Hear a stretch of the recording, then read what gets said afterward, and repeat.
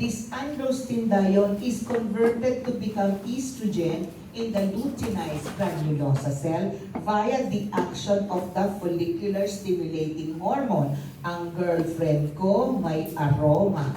Now, also in the luteal phase, it is, okay, the folliculars, di ba sabi natin, hindi FSH lang. In the luteal phase, actually the granulosa cell have receptors for LH. But it's not taking action during the follicular phase kasi walang source for cholesterol, di ba? Dapat kasi sa LH, si Lorna Tolentino, kita ang cleavage, side chain cleavage enzyme, di ba? Tapos balbon siya kasi androgenic siya. Kailangan kasi ni granulosa cell ma-convert si cholesterol to become pregnenolone tapos magiging androstenedione. Kaya lang, si granulosa cell has no capability of converting acetate to become cholesterol. Wala siya nung enzyme na yon. But during ovulation, because there is now neovascularization, the basement membrane has been disrupted, what's going to happen now is that at this point, it becomes now LDL as a source of cholesterol. Therefore, in the luteal phase, the LH will attach to the luteinized granulosa cell, and result, what will it produce? It will produce progesterone. Okay, now, meron pang isang receptor, the HCG. When the woman becomes pregnant, you will need to make sure that the corpus luteum is maintained. The life of the corpus luteum is maintained. Now, the human chorionic gonadotropin rescues the corpus luteum. It acts like LH. Naintindihan? And because it acts like LH in the luteinized or the corpus luteum, the production and result is the production of progesterone. Gets po? That's why there's more production of progesterone in the first trimester. Now, the site of is that understood? Yes? I'm sorry. Madami akong sinasabi. Bukod sa I don't read my slides. Okay? Because I want you to understand. It's difficult, but I just want you to understand. So raise your hand if I need to repeat it. Alright? So the human chorionic gonadotropin is exclusively produced in the placenta, yes, okay? But sometimes it is produced in the fetal kidneys. It can be produced by malignant tumors, the trophoblastic gestational diseases. And it can also be produced in the pituitary gland of non-pregnant women. Why? Because the pituitary gland produces LH and FSH and TSH, which are almost similar. Right? Yes? Okay. Now, it is detected in the blood and the urine, and when it is detected in the blood or in the urine, it almost indicates pregnancy. So gone are the days when we have false positive pregnancy tests. The moment we detect this in the blood, the woman is pregnant. Ang tanong lang, nasaan ang pregnancy? Now, this human chorionic gonadotropin is a big glycoprotein from around 36,000 to 40,000 Daltons. The plasma half-life is 36 hours. And as I have mentioned, the structural similarity is between LH, FSH, and TSH, but more for LH. They have the common alpha subunit. Now, before 5 weeks age of gestation, the syncytial trophoblast and the cytotrophoblast will be producing both of them will be producing the human chorionic gonadotropin. But after the first trimester, it will only be produced by the syncytial trophoblast. So as you can see here, in the first 10 weeks of pregnancy, human chorionic gonadotropin is important. This is 0 week age of gestation. This is the LMP, correct? The 4 weeks age of gestation is the gestational age, but the embryologic age is only 2 weeks age of gestation. Correct? Kasi from fertilization, kasi ito yung fertilization di ba, day 14. Okay? So, there is a good 6 weeks na walang placenta. Why do we need to rescue the corpus luteum? Because the pregnancy needs progesterone and estrogen. Who produces progesterone and estrogen? In the first trimester, it's going to be the corpus luteum because the placenta will take over at 10 weeks age of gestation. So we cannot afford to lose that corpus luteum. That's why in women who are pregnant and who has an ovarian mass, we refrain from doing ovarian surgery in the first trimester of pregnancy because we are afraid of disrupting the corpus luteum unless it is an emergency. If we need to remove an ovarian new growth in a pregnant woman, we schedule this at the second trimester of pregnancy. Why? Because by the second trimester of pregnancy, we're kind of sure that the placenta has taken over and we will not have miscarriage. What is the proof? There was an experiment conducted by a physician long time ago for women who wanted to have abortion because they don't want the pregnancy. What he did was he conducted an experiment, removed all the corpus luteum, and watched if there will be a miscarriage. Okay? So, removing the corpus luteum proved to him that the corpus luteum is important during the first trimester of pregnancy. But of course, that experiment will never happen again. Kasi napaka-unethical. Imbis na diniensi mo lang, naglaparotomy ka pa, di ba? Para tanggalin yung ovarian new growth. Gets? Alright, okay. So, the alpha and the beta subunit, the alpha subunit is continuously produced until 36 weeks age of gestation. The limiting factor here is the beta subunit because it is only produced until 8 to 10 weeks age of gestation. Therefore, the pregnancy test kit will not detect the alpha subunit. It is the beta subunit that it will detect. Kasi yung alpha produced all throughout pregnancy. Now, this human chorionic gonadotropin enters the maternal blood immediately at the time of blastocyst implantation.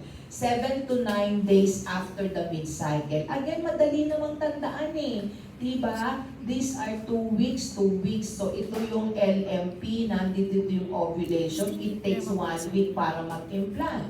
Diba? Nandito din sa area nito yung window of implantation.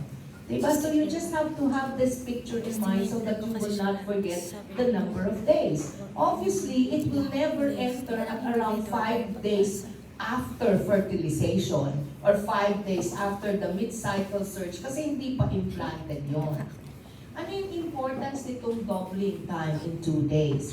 So, let's say, for example, we have a patient. She underwent in vitro fertilization. And then, syempre, pag nag-IVF, nagdi-detect agad tayo ng levels of human chorionic gonadotropin. Wala pang this period, kung pwede, dito lang sa 4 weeks age of gestation, nagpe-pregnancy test na tayo. Okay? So, let's say, for example, this patient who underwent IVF, nag-pregnancy test at 4 weeks age of gestation. Pregnancy test is positive. Okay? So, syempre, nagmamadali yung parents. Ay, Dok, pwede mo magpa-ultrasound na gusto kong malaman kung babae o lalaki. Ulul. Diba? Diyos ko, wala pa nga. Heartbeat lang yan di ba? So, ano yung gusto mong gagawin after a pregnancy test? Pagpapa-transvaginal ultrasound to locate the pregnancy. Diba? So, pag nagpa-transvaginal ultrasound, either makakakita ng pregnancy or hindi makakakita ng intrauterine pregnancy. Pag mayroong intrauterine pregnancy, either normal or abnormal yan. Kasi pwede, kunyari, meron bang heartbeat? So, sa diagnostics na yon. Okay? Sa next lectures na yon. Kasi after that, titignan mo kung may fetal heart tones. Pero dito, hanggang dito lang muna tayo. So for those women who had a transvaginal ultrasound positive pregnancy test, walang intrauterine pregnancy. Ano ang diagnosis? Pregnancy of unknown location. I don't know where it is. Baka nasa ilong. Diba? So ano yung gagawin natin? So kailangan mo bang malaman? Yes, you want to know where that pregnancy is, especially if the woman is high risk. So ano yung gagawin natin? Doon papasok si beta-HCG, doubling time. Kukuha ka ngayon ng baseline na beta-HCG. Tapos, after 2 days, i-repeat mo. Dapat mag-double siya after 2 days. Right? Yun yung case. Yes? Yes. So, dapat mag-double siya after 2 days. Nag-double ba? Nag-double or no double? Pag nag-double, ano ang ibig sabihin? That is a normal pregnancy. Normal intrauterine pregnancy. Kasi pag ectopic pregnancy, yung production ng beta-HCG may not be normal, ha?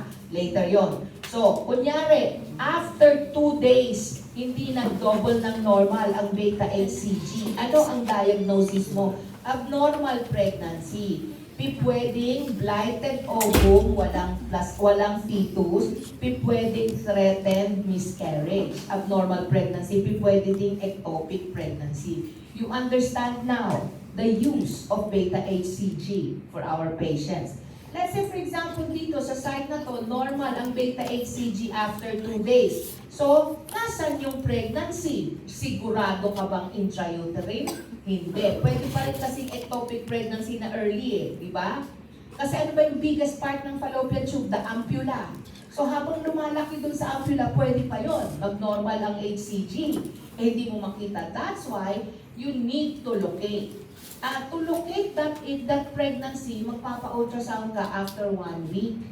Hindi ka makahintay. Because you don't want an ectopic pregnancy. Let's say, for example, isa na lang yung fallopian tube ng pasyente. You can't afford to have that ectopic pregnancy rupture. Gusto mo siyang makuha bago pa siya mag-rupture. Then another beta-HCG. Naintindihan? Ganun po ang paggamit. Now, the peak maternal plasma level of beta-HCG is at around 100,000 milli-international units, okay? At around 10 weeks age of gestation. And at 16 weeks age of gestation, the production of the beta subunit comes to a halt. The alpha subunit continues, okay? So, the beta fragment or the human chorionic gonadotropin follows the same course and pattern in the maternal plasma. So the urinary pregnancy kit, ito sinabi ko na siya. Okay, beta fragment.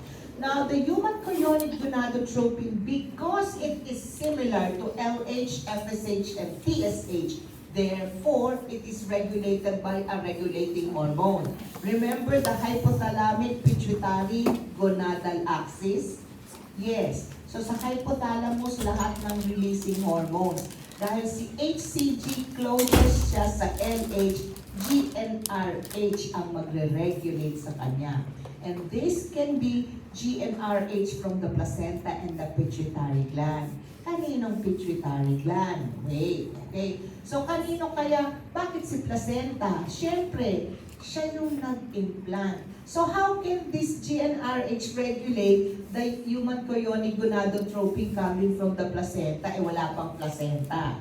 So sa umpisa, pituitary gland. Pituitary gland nino? Ni nanay, ni fetus? Ni nanay, ni fetus? Wala pang pituitary gland si fetus.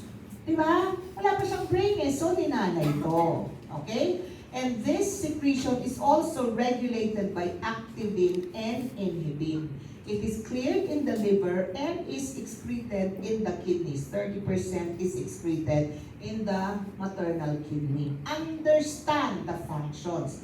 It rescues and maintains the corpus luteum. Understood? Primarily because we want the corpus luteum to continue progesterone production.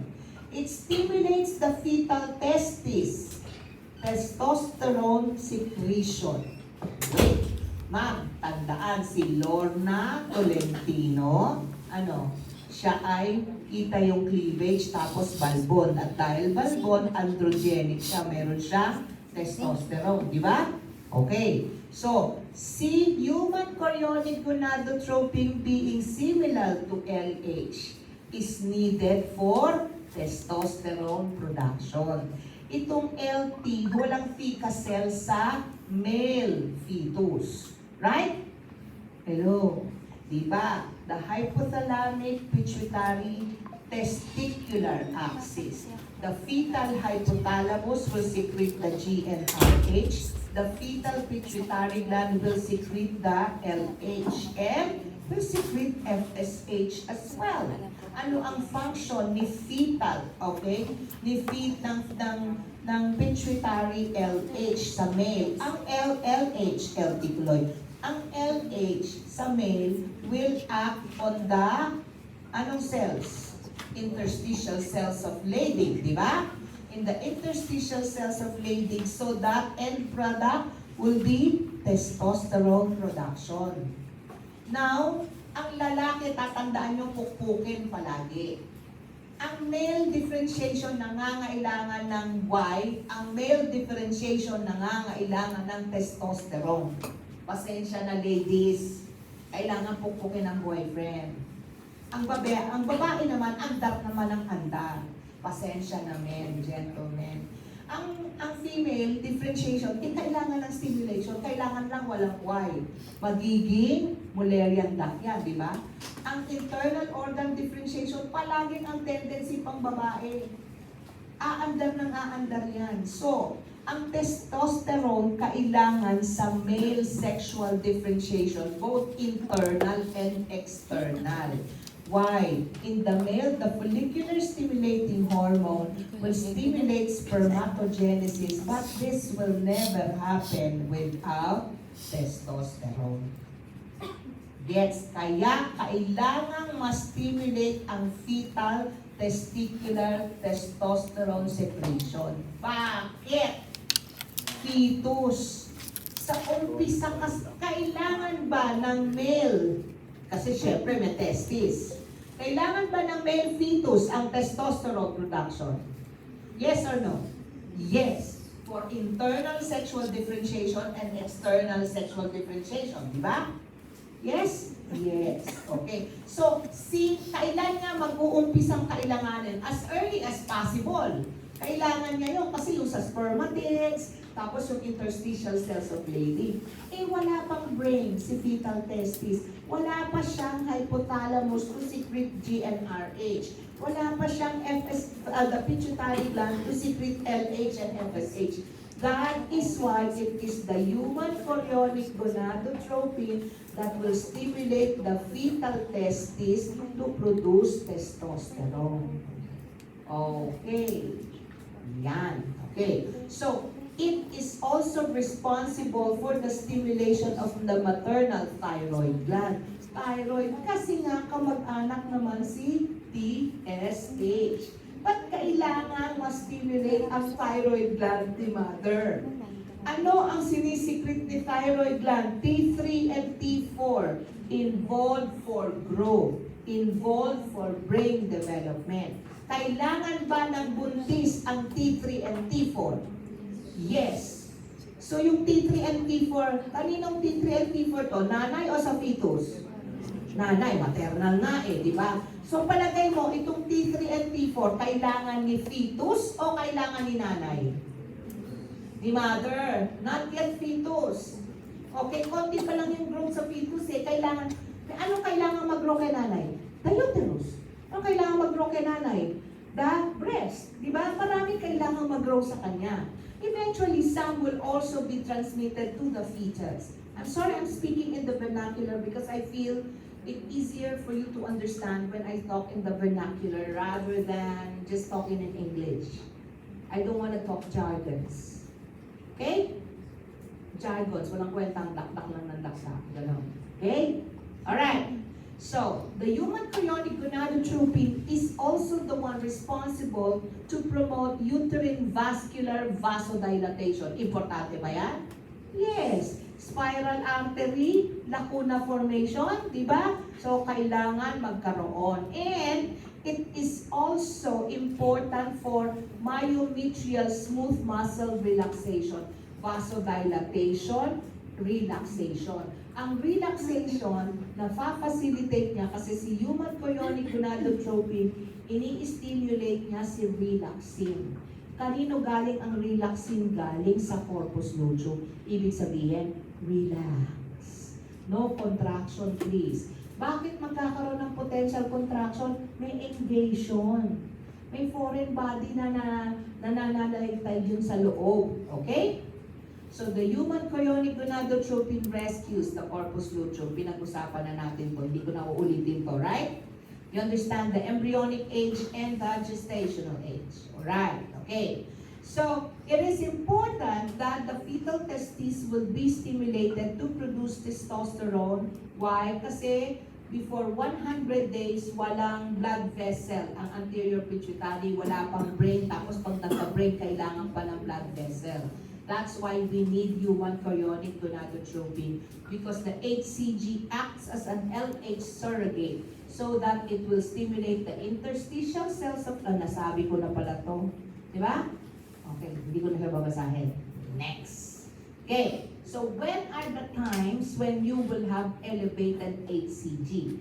Understood, multifetal pregnancy, dalawa ang daming trophoblast noon, right? So, dalawang placenta yon. Pag merong erythroblastosis fetalis, kunyari, meron siyang hemolytic, fetal hemolytic anemia. Kasi any condition with big placenta will give you a lot of HCG. Kasi yun ang pinagbumulan si sa mga trophoblast. So, erythroblastosis fetalis, marami din yang placenta. Gestational trophoblastic disease, overgrowth ng trophoblast. Down syndrome. Down syndrome, patients with trisomy 21 will have a lot of trophoblasts as well. On the other hand, in patients with abnormal pregnancies, like ectopic pregnancy or miscarriages, okay, abortions, we call it abortions in medicine, but in private practice, we avoid calling it abortion because we don't want our women to think na ina-abort natin sila. We call it miscarriages, okay? Or a pregnancy loss or a pregnancy wastage. Any questions for HCG? No questions. Understood. Now let's go to the human placental lactogen. So as far as the human placental lactogen is concerned, these are the things that you need to know. The human placental lactogen is also known as the chorionic growth hormone. Kailangan ba ng growth hormone? Yes, di ba? Sa normal na tao, meron sa hypothalamic pituitary axis, target gland axis. Meron pong lalabas na growth hormone releasing hormone. Tapos yung pituitary magre-release ng growth hormone. Tapos mag-grow yung buong tao, di ba? Now, kailangan ba to during pregnancy? Yes. Ito ang pinakamadaming hormone kasi bubuo tayo ng isang buong tao. Okay? It aids also in the maternal adaptation to fetal energy requirements. Remember, there would be a maternal compartment, there will be a fetal compartment divided by the placenta. So, ang energy nangangailangan, ang taas ng energy requirement ni fetus mag-grow siya. So, saan siya kukuha ng energy? Anong substrate for energy? Carbohydrate, protein, fats. Glucose, carbohydrate, una, di ba? Kaya, yung lahat ng glucose ni nanay, di ba dapat may glycogenesis? Yes? Kaso, sino nangangailangan ng glucose? Si nanay o si fetus? So, may preference na itataas lahat ng glucose. Ang glycogenesis, medyo inhibited kay nanay. Kasi, kailangan, di mo? Ang aga-aga mo pa lang, ini-influence, inaagawan mo na nanay mo. Kasi kailangan yung glucose mapunta sa fetus, right? Tapos ano yung susunod na sources? Kahit na yung amino acids, kahit na fats are spared. All of these are devoted for the fetal growth, okay? So the human placental lactogen is a single, it's non-glycosylated polypeptide. Mas maliit siya compared to the human chorionic gonadotropin. Hindi tatanong yan sa exam. Okay, it has a structural similarity to the growth hormone and prolactin. Di ba, ang magkaka-similar, tatlo sila, di ba? Di ba? Ano yung pro-opiomelanocortin family? Growth hormone, prolactin, at saka yung bahala na kayo sa buhay nyo. Okay. Pero hindi naman kasi tatanungin yan sa obstetrics, okay? So the human placental lactogen, as the name implies, is lactogenic and it has a growth hormone-like biologic activity. Early in pregnancy, just like the HCG, both the syncytio and the cytotrophoblast will be producing the human placental lactogen, but late in pregnancy, it will be the syncytiotropoblast, okay? Now, unlike the human chorionic gonadotropin, 5 to 10 days after fertilization, conception. Sino ba ito si conception? 5 to 10 days after fertilization and implantation, makikita na sa placenta si human placental lactogen. Kasi magsisikret na si trophoblast. Pero, it will only be detected in the maternal serum 3 weeks after. So, kung bibigyan po natin ito, LMP, second week age of gestation, 4 weeks age of gestation. Ang HCG detected na dito as early as here pa nga lang, di ba, detected na si HCG sa urine. Samantalang si HPL 3 weeks pa, 1, 2, 3. So, ito ay 5 weeks age of gestation. Naintindihan po ninyo? Hello? Okay, kasi 3 weeks eh. Hindi siya kagaya ni HCG. Okay? So, ito yun, yung nasa graph. Okay? So, continuously tataas ang human placental lactogen. Okay? The amount of the HPL levels in the serum is linked to the mass of the placenta. Near term, it is produced at around 1 gram per day. And as I have mentioned, this is the greatest amount of hormone produced by the human body simply because we are making another human body. The half-life is only 10 to 30 minutes, okay? And these are the metabolic actions. Number 1, lipolysis. Bakit? Kailangan mag-lipolysis para, anong product ng lipolysis? Amino acid. Saan si amino acid pupunta? Kay fetus, di ba? Fetal compartment. It inhibits leptin secretion by the term trophoblast. Si leptin. Para saan ba si leptin? Hello, ang trabaho ni leptin? Satiety siya, di ba? Sa satiety, pinapastop niya yung pagkain. Pero, kasi pag pinastop niya, yung accumulation ng sources of energy sa fetus, titigil. Dapat ba magkaganon? Hindi. Kailangan tuloy-tuloy lang. Okay? And sinabi nga natin, adaptation to fetal energy requirements. And it is angiogenic. Bakit? Growth eh. Diba? Lahat ng growth nakakainase. Ma'am? Ito po yung plasma membrane. Ito po yung receptor. Diba? Yung growth hormone or human placental lactogen. Ano yung mangyayari? May stimulate ang plasma membrane receptor, mag-activate ng second messenger si kinase, nakakainase, di ba? Any hormone that is involved in growth, nakakainase. Lahat ng hormones, human placental lactogen, growth hormone, lahat yan gumagamit ng kinase as a second messenger. Even si insulin, di ba? Kinase ang ginagamit niya. Alright, okay? So it's angiogenic and it is very important in the production of blood vessels because blood vessels are needed so that there will be growth, okay? So human placental lactogen will be regulating tryptophan hydroxylase 1. This tryptophan hydroxylase 1 is important for the synthesis of serotonin, and this serotonin will increase beta cell proliferation, increase insulin. Di ba? So, saan kailangan si insulin? Insulin is anabolic. Di ba? Yun. So, Kailangan ba ng fetus ang anabolism? Nasa anabolic state ba ang fetus? Of course, yes. Okay. So, the metabolic effects. So, you have here increases in the human placental lactogen.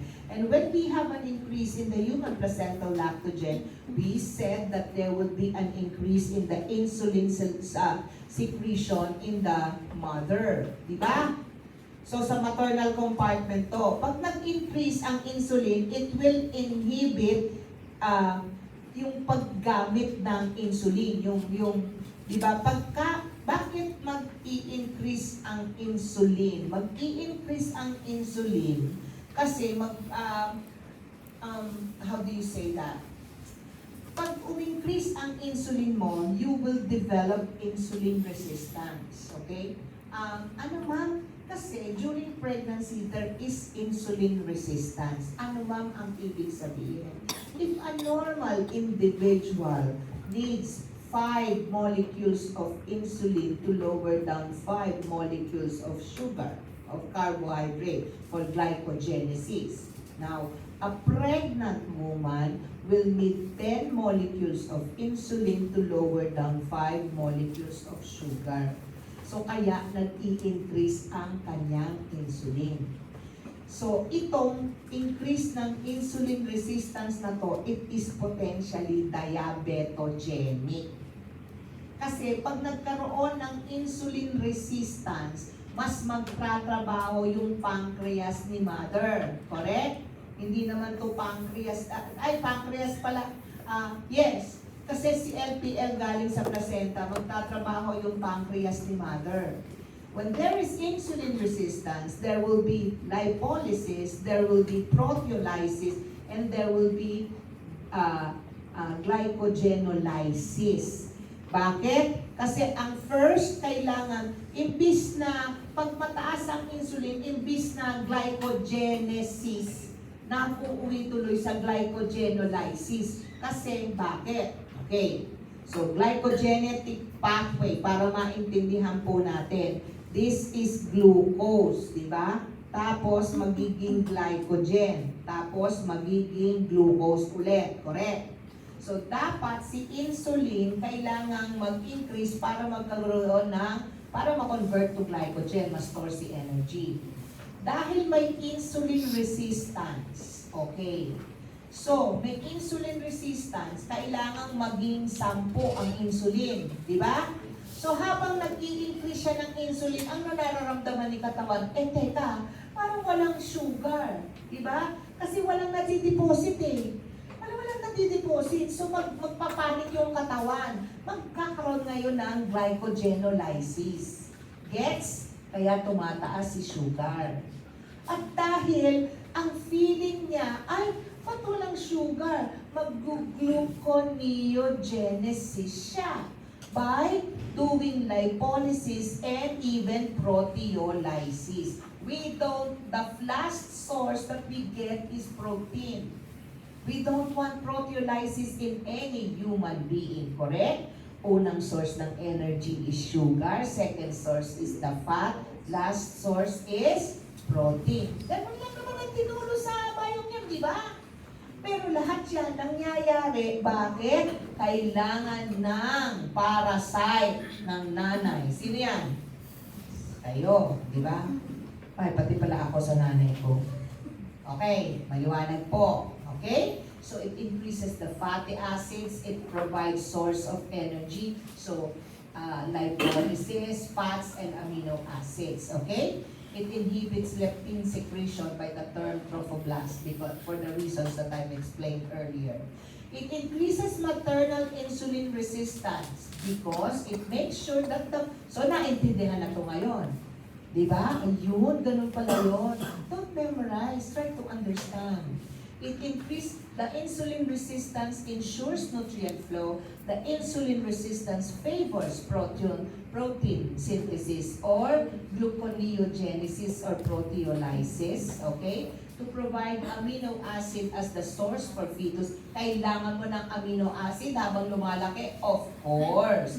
So, hindi mo kailangan lang ng energy. And you need the insulin resistance is a measure to counterbalance the greater insulin resistance, and so that there will be hyperglycemia, mataas. Basta energy, energy, energy. Okay? Naintindihan po yun? Yes? Yes. Okay. So, there are other placental hormones, kailangan lang i-tabulate, itinatanong lang to. Si HCG, napag-usapan na. Si HPL, napag-usapan na. Now, another placental hormone is the growth hormone variant. Hindi siya releasing hormone. It's a variant of the growth hormone. Kailangan ba ni fetus ang growth hormone? Yes. Kailangan niyang tulungan si human placental lactogen. Okay? Now, potentially, it will mediate more of the insulin resistance. Tutulungan niya si human placental lactogen para merong insulin resistance. There is also the so-called parathyroid hormone-like protein or related protein. Bakit? Calcium. Kailangan mo ba ang calcium? Kaya ang biggest store of minerals sa katawan natin ay calcium, kaya tayo puro ito. Sinong inom pa ng gatas dito? Wala na. Kailangan mo ng calcium para sa puso? Yes. Kailangan mo ng calcium para sa blood pressure? Yes. Ba't hindi kayo umiinom? So kung hindi kayo umiinom ng gatas, uminom kayo ng calcium. Because our human, all of the sa physiology po siya, laging calcium ang nadidinig mo. Di ba? Yes. Okay. So, also, the placenta produces inhibin and activin. Okay. Ano ibig sabihin nito? This inhibin and activin are seen in the testes and the ovaries. Pero the placenta will also be producing that. Now, inhibin inhibits FSH, activin activates FSH, and it regulates the placental GnRH synthesis. Okay? So, tatandaan palagi sa hypothalamic pituitary gonadal axis, the gonads will produce activins and inhibins aside from the estrogen, progesterone, and testosterone. Okay, they counteract each other, yung positive feedback and negative feedback mechanisms. Other hormones would be ACTH, okay? The human placenta is primarily, ACTH is primarily produced in the hypothalamus, but the human placenta will also produce ACTH. We don't know the function. There's also the corticotropin-releasing hormone produced by the placenta. Of course, it is for relaxing. It also, they said, initiates parturition, and it promotes glucocorticoid production. Glucocorticoid. Para saan yun? Cortisol. Di ba? Gluconeogenesis. Di ba? Ang dali ng biochemistry. Dikit-dikit lahat yan. Talaga ba? GnRH is also produced in the placenta, okay, primarily to regulate HCG. TRH is produced also in the placenta. We don't know the function of TRH and the growth hormone releasing hormone, okay? What else? So that's it. Can I have 2 minutes of break? Yeah. Okay. Sige. You can